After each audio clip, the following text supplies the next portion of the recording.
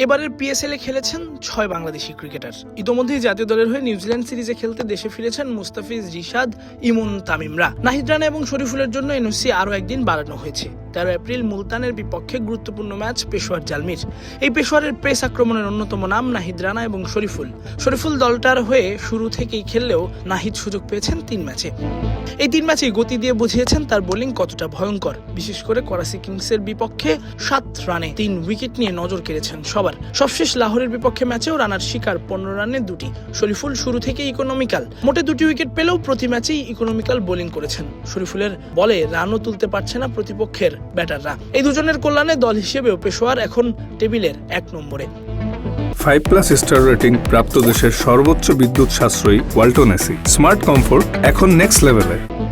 তাই তো গেল ম্যাচ শুরুর আগে ধারাভাষ্যকার জেপি ডুমিনি শরীফুল রানার বেশ প্রশংসাই করলেন। এই দুজনকে পেশোয়ারের জন্য উপযুক্ত পারফর্মার মনে করছেন তিনি। পেশোয়ারের পেস বোলিং এ নাহিদ রানার কথা বলতে পারেন, সে দুর্দান্ত। শুধু পেসের ক্ষেত্রেই নয়, এমন পেসেও তার যে নিয়ন্ত্রণ, এটা দারুণ ব্যাপার।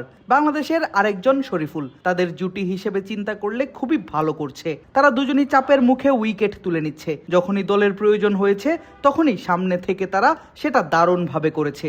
বোলিংয়ের দিক থেকে পেশোয়ারের জন্য পারফেক্ট পারফরমেন্স।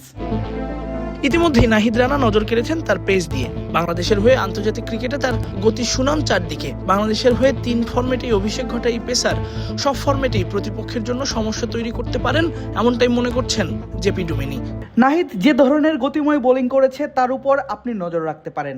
শুধু টি-20 ক্রিকেট নয়, তার বোলিংয়ে যে ধরনের নিয়ন্ত্রণ ও গতি আছে সেটা দিয়ে সে সব ফরম্যাটেই ব্যাটারদের সমস্যা তৈরি করতে পারে।